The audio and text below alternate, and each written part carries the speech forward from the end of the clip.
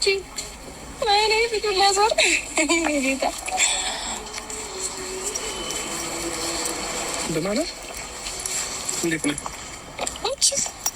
Ano? Ini dia. Hindi na.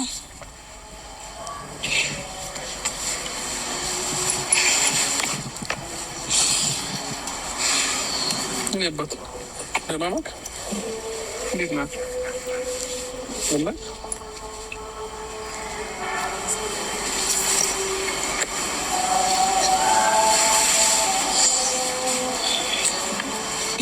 እንዴት ነህ?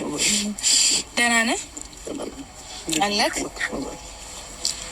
ያው ናፍቆሃል ብዬ ስላሰብኩኝ ነው ላሳይክ የመጣሁት። ማለት የሆነ ሰሞን አሪፍ ትመጣ ታየው ነበረ፣ ከዛ ደግሞ ጠፋ። ያው ቡችም በዛው አባቱን ያህል ብዬ አሰብኩኝ። እንዲሁም አንተም ለምን በዚሁ አሪፍ እየመጣህ ነበረ፣ በዛው ለምን ቀረህ ልልህ ነው። ለምን ነው ልጅ የምትገላየው? ይህንም ሰሞን ቆየ እኮ ካየከው። በሰላም ነው? እሱም ብቻ ቼክ ለማድረግ ማለት ምን ተገኝቶ ነው? ምን ተገኝቶ ነው? ምንም ተገኝቶ ሳይሆን አንዳንድ ጊዜ ነገሮች ያስጠፋሻልና በዛ ምክንያት ነው እንጂ ምንም ነገር ተገኝቷል። እርግጠኛ ነህ? በጣፋ ከልጅ ይጠፋሉ ብለሻል ማለት ያው አንድ አገር እየኖርን ያን ያህል ያልተራራቀ ቦታ እየኖርን ላይክ እንዲሁም ደግሞ አንድ 5 ደቂቃ ወር 10 ደቂቃ የምትሆን ለልጅ አይታጣምና በዛው ጭልጥ ብለህ ስጠፋ ምን ሆነህ ነው ላይክ ልጅህን ለማየት በዚህ ያህል ጊዜ ያደረገ ነገር ብዬ አስቤ ነው። በዛውም ቡቹም እንዲያይህ ፈልጌ ነው ዛሬ ቀጠርኩ። ስለመጣሽ መስሎኛል። የኔ ጌታ ምንድን ነው የምትመሰጠው?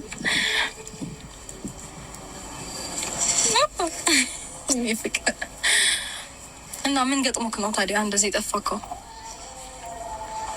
ሁሉ ነገር ተነግሮ ይቻላል ብለሻል። አንዳንድ ነገሮችን ለራስ መተው ጥሩ ነው። ለዛ ነው እንደዛ ይሁን። ግን ከልጅ የሚበልጥ ነገር ተገኝቶ እዚህ ነህ ልክ አካል የሚበልጥ ነገር ተገኝቶ ሳይሆን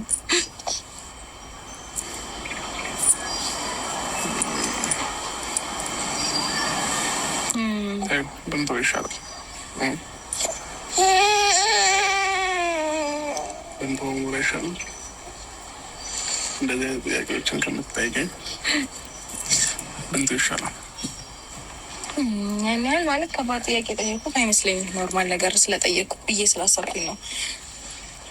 ያው ግልጽ ስለሆነ ብዬ ነው። ማለት እዚህ ምድር ላይ እንግዲህ ቀሪ ሀብቶቻችን ልጆቻችን ናቸው። እንደኔ አስተሳሰብ ልጅ ከወለድን በኋላ ላይክ ብዙ ነገራችንን ለእነሱ ነው መስዋዕት የምናደርገው ብዬ ስለማስብ ያንን አስቤ ነው እንጂ ምንም ነገር አስቤ አይደለም። ብዙ ነገሮቻችንን ለልጆቻችን ስንል እንደሆነ አላውቅም። እንደዚህ አስተሳሰብ ምናምን ሳይሆን የሁሉም ሰው አስተሳሰብ ነው። ሁሉም ሰው ለልጁ ልዩ ቦታ አለ፣ ለልጁ የሚሰጠው ቦታ አለ። እንዲሁም ደግሞ ለእያንዳንዱ ሰው የሚሰጠው ቦታ አለ። ያው